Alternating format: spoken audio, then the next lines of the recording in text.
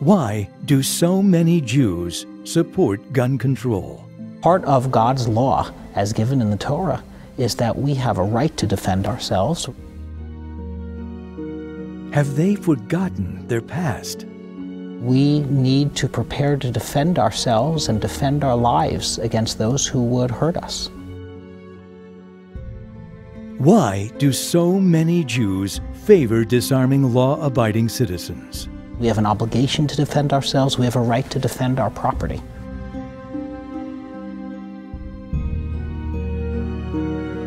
Has never again become meaningless. It's in fact considered to be the most unnatural idea that you would try to take that right away from someone. Self-preservation is a God-given right, as described in the Torah.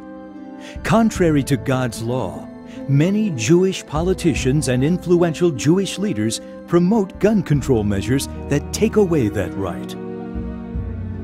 They believe in man's law, the same laws that have denied Jews the ability to arm and defend themselves and their property for thousands of years.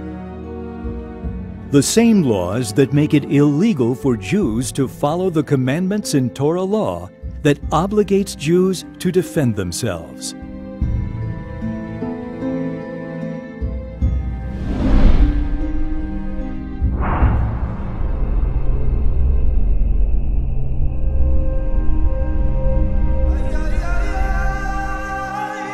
Historically, the Jewish people have been denied the option of self-defense. Really, it's in America today, it's in Western civilization today that we have the possibility of arming and protecting ourselves. The last time Jews were allowed to own any kind of defensive weaponry was during the time of Bavel, the authors of the Babylonian Talmud. During that period, Jews were allowed to be armed. But from then until today, Jews by and large have been disarmed. And so we have not been prepared to defend ourselves. We are not used to this way of thinking. We are very much used to being the victim.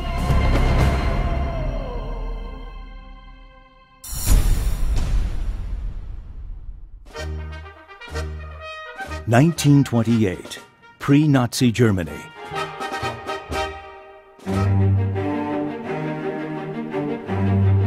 Street violence breaks out due to political and economic uncertainty.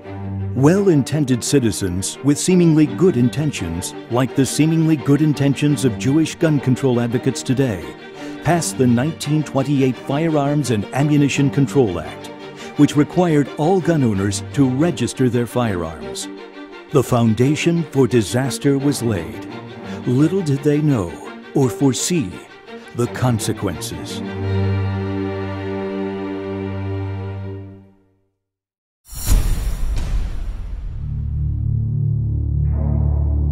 (1933), Hitler is elected to power. He uses the registered names of firearm owners to his advantage.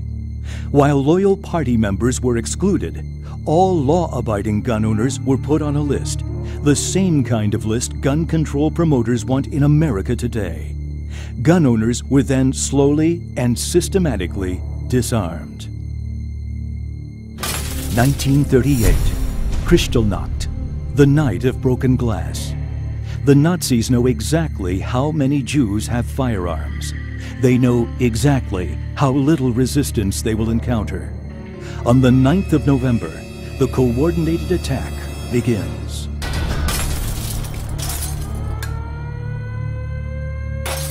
"91 Jews are murdered. 25 to 35,000 are arrested and placed in concentration camps. One day later, an amendment prohibiting Jews from possessing weapons is passed. Juden ist der Erwerb, der Besitz und das Führen von Schusswaffen und Munition. Jews are prohibited from acquiring, possessing, and carrying firearms and ammunition. Waffen und Munition, die sich im Besitz eines Firearms and ammunition found in a Jew's possession will be forfeited to the government without compensation. Wer den Vorschriften des Paragraphen 1 vorsätzlich Whoever willfully or negligently violates the provision will be punished with imprisonment and a fine. bis zu 5 Jahren.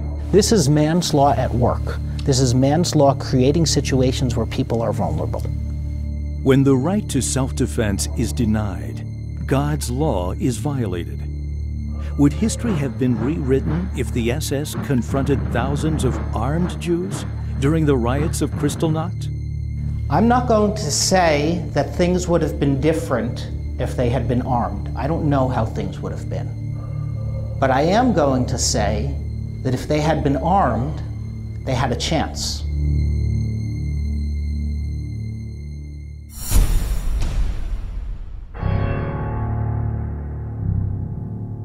(1940), 400,000 unarmed Polish Jews are herded into the Warsaw Ghetto, awaiting deportation to Nazi extermination camps. 1943. A few hundred Jewish resistance fighters armed with smuggled-in pistols and rifles succeed in stopping the well-trained and heavily equipped Nazi forces for a month.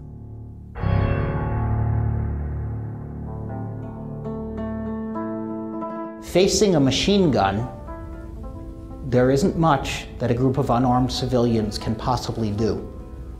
I don't know what would have been different, and I'm certainly not going to stand here and say the Holocaust wouldn't have happened. I don't know. But I do know that if Jews had not turned in their firearms, if Jews had not registered their guns on Hitler's registry, things would have been different.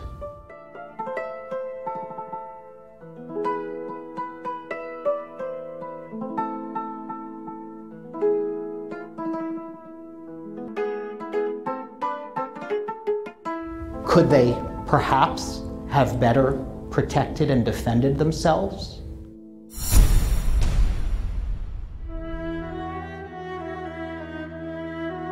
Leading up to the war for Israeli independence, laws were enacted to prohibit the sale of firearms to Jews under the British Mandate for Palestine.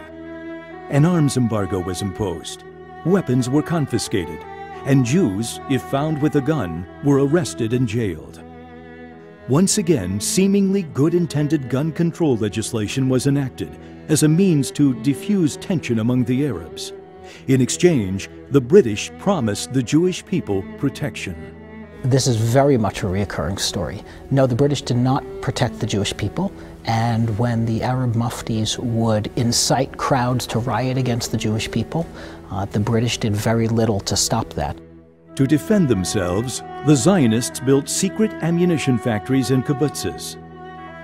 They illegally purchased and hid World War II-issued Nazi Mauser rifles. The swastika was filed off and replaced with the Star of David. Ironically, these weapons later proved decisive in the 1948 War for Independence.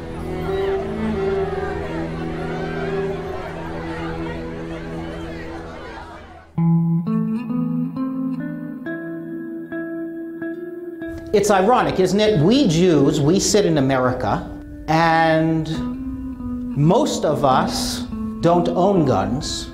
Most of us think guns are somehow non-Jewish in some strange way. And yet, we're very proud to see an Israeli soldier carrying an Uzi, an M16, whatever it is, flying a fighter plane. That makes us proud. And yet, in some strange way, it's not for us. These things don't happen here. Terrorism against Jews is not an ocean apart, and Jewish oppression is not a chapter in the history books. It's alive and well today. Stop and think here for a minute in this room where we're standing. If an active shooter walked into this room right now, what would happen? Would any of us know what to do? Would any of us have anything at all that we could do about it?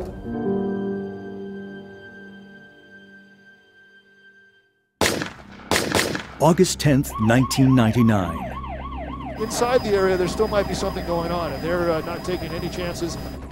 Buford Furrow walks into the lobby of the North Valley Jewish Community Center in Granada Hills and unloads 70 shots into the complex. 5 people are wounded, 3 children, a teenaged counselor, and an office worker. June 10, 2009. 88-year-old white supremacist James von Braun enters the Holocaust Museum in Washington, D.C. and guns down a security guard. October 29, 2009. A lone teenager opens fire in a Los Angeles synagogue parking lot. 2 men are wounded as they entered the synagogue for morning prayers. We felt it was important to come together today, not just as Jewish members, but as members of Congress who represent districts across the United States of America. Now, the Jewish reaction to a lot of this, quite frankly, the knee-jerk liberal reaction to a lot of this, which I hope will cease to be synonymous with the Jewish reaction. We've seen gunmen go into daycare centers and shoot children. This is not just an issue directed at American Jews. Is that we can prevent these sorts of things with what is commonly known as gun control. We can take guns off the streets and these things will stop happening. This simply cannot happen and cannot continue to happen. Gun control laws in California and Washington, D.C. are some of the most stringent in the nation. As an ex-convict, it was illegal for Buford Furrow to own a firearm.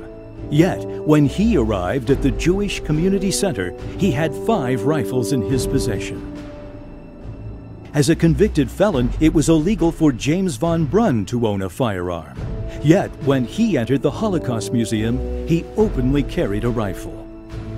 Gun control laws only affect law-abiding citizens. Gun control laws only aid criminals by keeping self-defense weaponry out of the hands of their intended victims. It is my opinion that every Jew, and I mean every Jew, should know how to shoot a gun. And Jews who are physically and psychologically fit to do so should own guns, should train in using them properly for defensive purposes, and under appropriate circumstances should even be carrying them.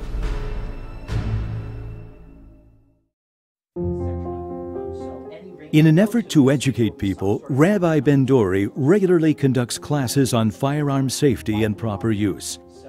This is why you always treat the gun as if it's loaded, period.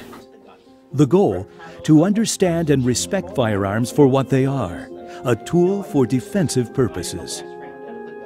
In my experience, most Jews associate guns with violence simply because we have no experience with guns as Jews in this country. And our historical memory of guns is being at the wrong end of the barrel. Many Jews see themselves as victims. They see the world as a scary and threatening place in which they are helpless.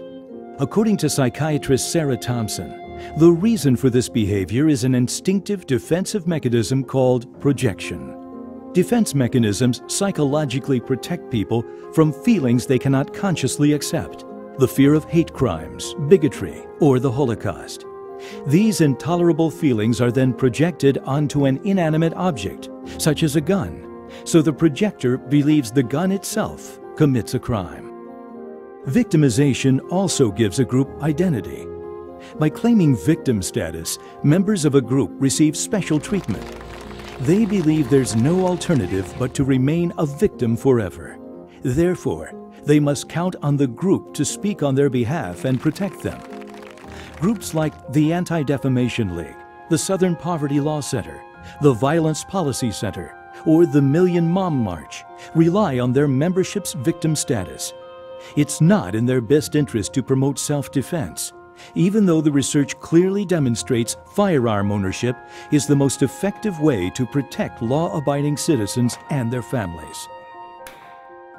Many of these groups promote the popular belief less guns means less violence.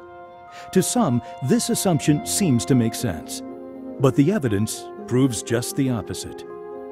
According to the Bureau of Justice Statistics, every day 550 rapes and 1,100 murders are prevented just by the intended victim showing a gun. That's over 600,000 people each year that stop a serious crime before it happens without ever firing a shot. In a firearms study of polled felons, The U.S. Bureau of Justice Statistics also found that 57% of felons agree criminals are more worried about meeting an armed victim than they are about running into the police. If self-defensive weapons are banned, how will citizens protect themselves? Are the police equipped to protect citizens at a moment's notice? The average response time to a 911 call is 10 minutes or more. Every perpetrator knows this and plans their attacks accordingly. Can the police actually adjust their priorities to provide added security during Jewish holidays? Even the Supreme Court has ruled that state and local governments do not have an obligation to protect citizens from criminal harm. So, can the police really protect us?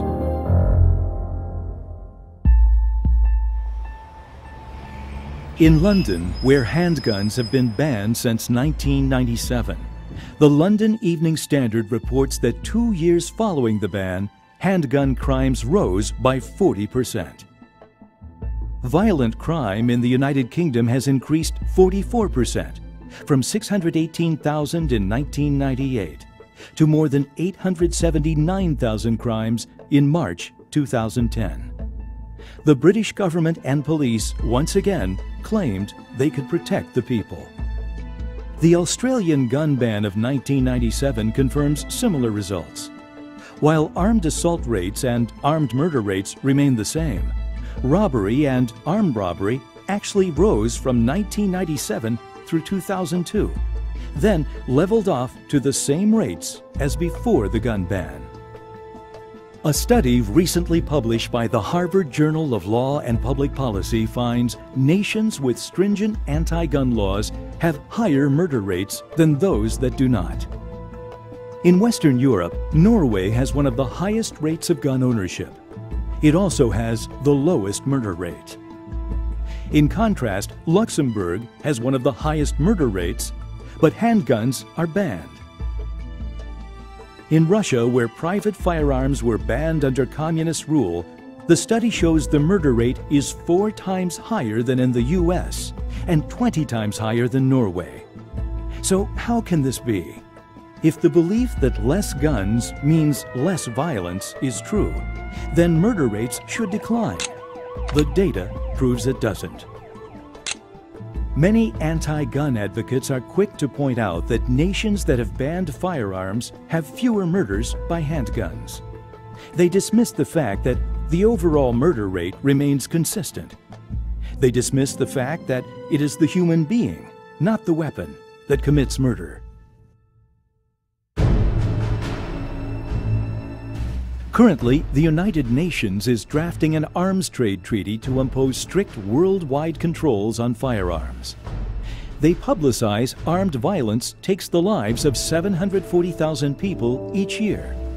This is an exaggerated claim which they use to influence policymakers. Of that 740,000 number, they allege 490,000 are non-war-related homicides, and 250,000 deaths are directly or indirectly due to war. According to a recent study, those alleged figures are too high and are out of line with other research. The UN claims the figures are based on global homicide rates and statistical models they refuse to publish. Until thoroughly documented data is made public, the UN's claim is unsubstantiated. The Arms Trade Treaty demands worldwide gun registration and the destruction of all small arms. The treaty is backed and funded by IANSA, the International Action Network on Small Arms. IANSA is an international non-governmental organization that is financially supported by 120 countries, including Great Britain, Brazil, Canada, and Japan. IANSA played a significant role in the Australian gun ban legislation in 1997. The group has publicly stated they oppose the use of firearms for self-defense. IANSA is at war with Jewish law. Sadly, the organization is largely funded by billionaire hedge fund manager and Holocaust survivor George Soros. From 1979 to 2007, Soros's foundation, the Open Society Institute, has donated billions of dollars to promote his anti-American radical leftist worldview agenda.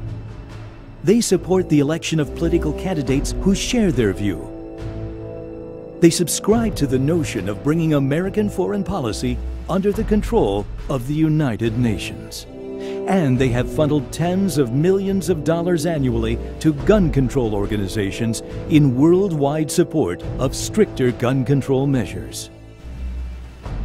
Should IANSA and the UN succeed with their global gun control agenda, a non-elected body of bureaucrats would take the issue of gun control out of the hands of the U.S. electorate and undermine the Constitution.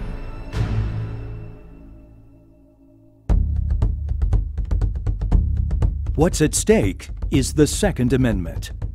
The language of the Second Amendment to the Bill of Rights is straightforward and very clear. The right of the people to keep and bear arms shall not be infringed.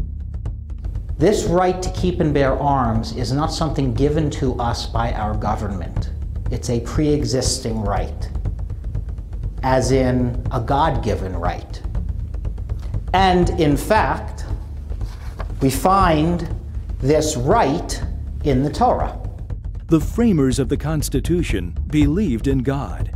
They fought for the freedom from religious persecution. They firmly believed the right to self-defense is a fundamental God-given right, and the government's role is to protect that right. In terms of supporting Second Amendment, we should be supporting elected officials who advocate gun rights. We should be advocating gun rights ourselves, and we should advocate for the repeal of the sorts of gun control measures that we have seen throughout the world and throughout history have severe consequences to the people that were subject to those restrictions. Laws that protect rights must be fought for and preserved. No one would deny preserving the right to free speech or freedom of religious expression. And yet, many are willing to give up the protector of those rights, the Second Amendment. They are willing to give up the right of personal defense in exchange for security by someone who promises protection. I specifically looked into this issue of personal defense. What are my Torah obligations? And what does the Torah have to say about firearms ownership, about gun ownership, about being prepared for such situations? And what I found was that Torah law is very, very clear, that God has an expectation that we will defend ourselves. We're required to do so by Torah law, and we are required to be prepared to defend ourselves against reasonable threats. In Rambam, Laws of Robbery, Chapter 9, Paragraph 7 says, "One who breaks into a home, whether by day or night, if the homeowner or anyone else kills him, there is no crime." In fact, permission is given to anyone to intervene and kill the invader by any means necessary. So according to Maimonides, criminal trespass on your front lawn is already enough to justify the use of force to get this person off of your property. You need not wait until the person is inside of the home. In Leviticus 19, verse 16, it is written, "Do not stand idly by your brother's blood." Rashi says, do not stand idly by the blood of your neighbor. For example, if you see him dying and you can help, you are forbidden from standing by and doing nothing. In Jewish law, we have very few rights. We have obligations. One of our obligations in Jewish law is to defend and protect and save and rescue the innocent. Lo ta'amod adam re'acha. If you see another person in trouble and you can help, you are required to help. Contrary to the opinion of some Jews and Christians alike, the interpretation of the sixth commandment, "Thou shalt not kill," does not forbid the use of deadly force for defensive purposes. The original Hebrew translation of the sixth commandment is as follows, "Thou shalt not murder." The two words kill and murder have dramatically contrasting meanings. There are certain areas that are strikingly different between Jewish law and secular law, or between God's law and man's law. So for example, where I live in New Jersey, if there is someone inside of my home, I'm allowed to use a gun against that person. If there's someone inside my neighbor's home and I went with my gun to protect my neighbor's home, I would be arrested and put on trial for that. In Jewish law, I have an obligation to help. And if I can help, but I don't, I am held culpable by God Himself. He holds me responsible. I answer to a higher authority. We as Jews have a choice. We can live by God's law, or we can die by man's law. In regard to self-defense, many supposedly prominent Jewish politicians and civic leaders have chosen to oppose God's law in favor of man's law.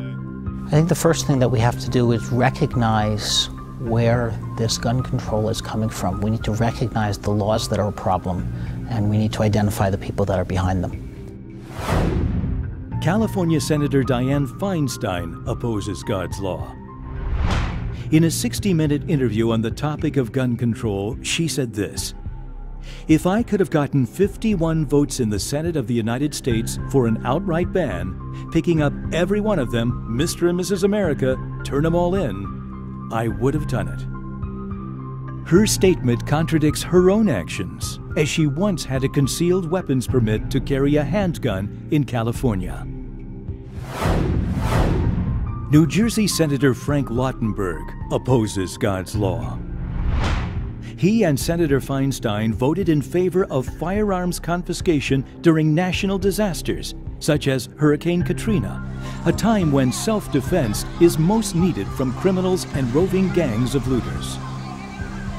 In 2007, Senator Lautenberg voted against the Vitter Amendment, a bill that protects U.S. citizens from gun registration laws imposed by international groups or agencies, including the United Nations. Rabbi Eric Yoffe of the Union for Reform Judaism opposes God's law. At a Million Mom March rally, he stated, "Controlling guns is not only a political matter, it is a solemn religious obligation." But he provides no Jewish sources to back up his assertion. Child Holocaust survivor and National Director of the Anti-Defamation League, Abraham Foxman, opposes God's law. Given the evidence of his own disarmed people suffering at the hands of the Nazis, his support for gun control contradicts the Torah tradition he claims to honor. The ADL, which monitors and tracks anti-Semitic activity around the world, favors a disarmed populace. The ADL fought in support of Washington, D.C.'s ban on the possession of firearms in the landmark 2008 Supreme Court decision, District of Columbia versus Heller, and the 2010 follow-up ruling in McDonald versus the City of Chicago.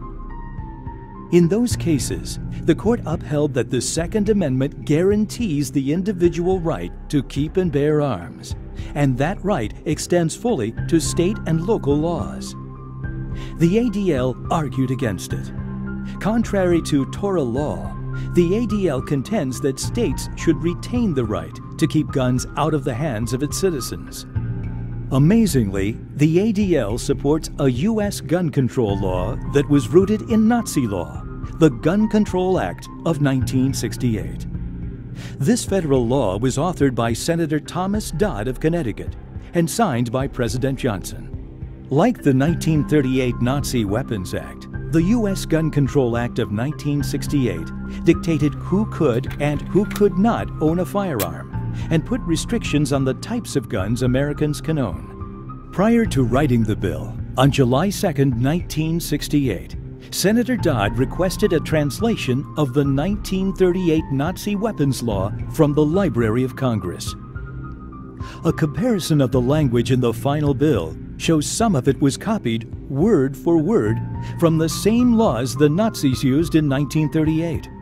The same laws that put Europeans on a list 30 years earlier were now being used to put Americans on a list. The same laws that were approved by Adolf Hitler and the Nazi Party. The staunch anti-gun senator from New York, Charles Schumer, also opposes God's law. He has sponsored many bills to ban military-appearing weapons and to impose a waiting period on handgun sales.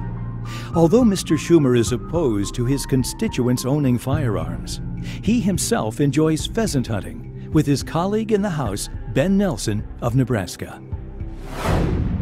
California Congressman Henry Waxman opposes God's law. He absurdly made this statement in 2008. If someone is so fearful that they are going to start using their weapons to protect their rights, it makes me very nervous that these people have weapons at all. In contrast to Mr. Waxman's statement, the great liberal Jewish Supreme Court Justice Louis Brandeis wrote, "We shall have lost something vital and beyond price on the day when the state denies us the right to resort to force." It is evident. The rights and liberties afforded to Americans through the Constitution are under attack by reckless politicians and misguided leaders. Why would Mr. Waxman be nervous about people protecting their rights, unless he was trying to take away those rights? Is he embracing God's laws or man's laws? Let me give you an example of how absurd some of man's laws are. I live in New Jersey, so here is my New Jersey firearms identification card.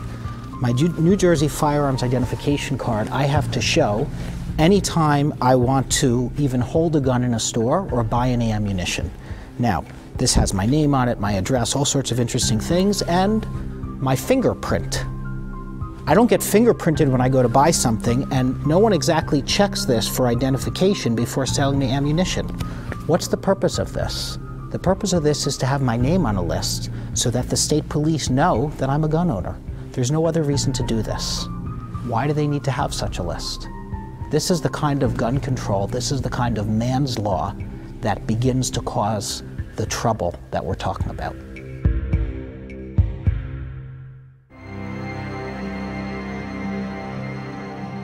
What seems impossible replays itself over and over again. Those who cannot learn from history are doomed to repeat it. Never again means vigilance. Is our generation keeping watch? Americans have to decide.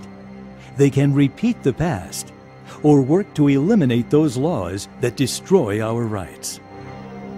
Well, we have a principle in Jewish law. The principle is dina d'malchuta dina, which essentially means that you follow the law of the land. Now, following the law of the land has its limits. You don't follow the law of the land if it forces you to violate Torah law.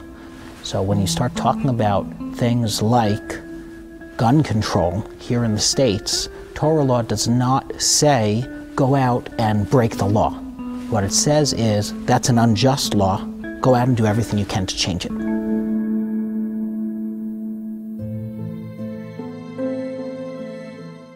The time for change is now.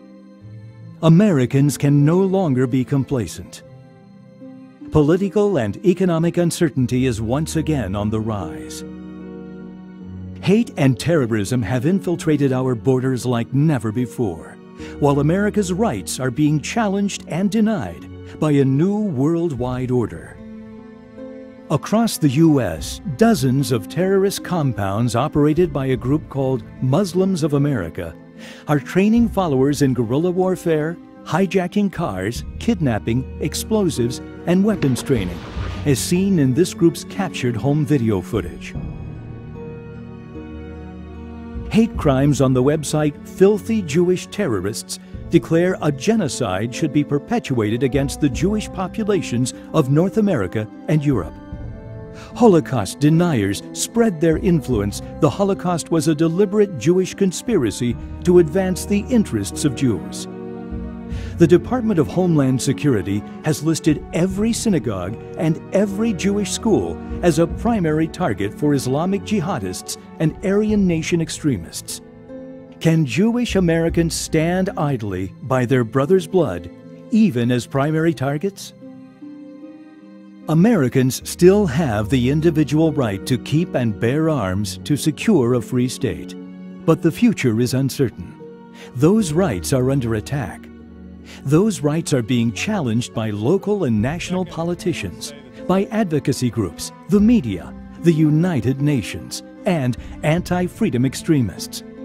Those rights are being tested by unelected federal judges, by state courts, and by naive politicians who wrongly believe less guns means less violence, and the belief that authorities can best protect the public. Jews and all good people need to be taking action to stop the kinds of tyranny that we see in the world. Whether it's the tyranny of terrorist attacks or it's the tyranny of rule of government, either way we should be taking action to stop it and prevent it. It's time to act. The choice is clear. That's the choice you have. The choice is to live by God's law or die by man's law.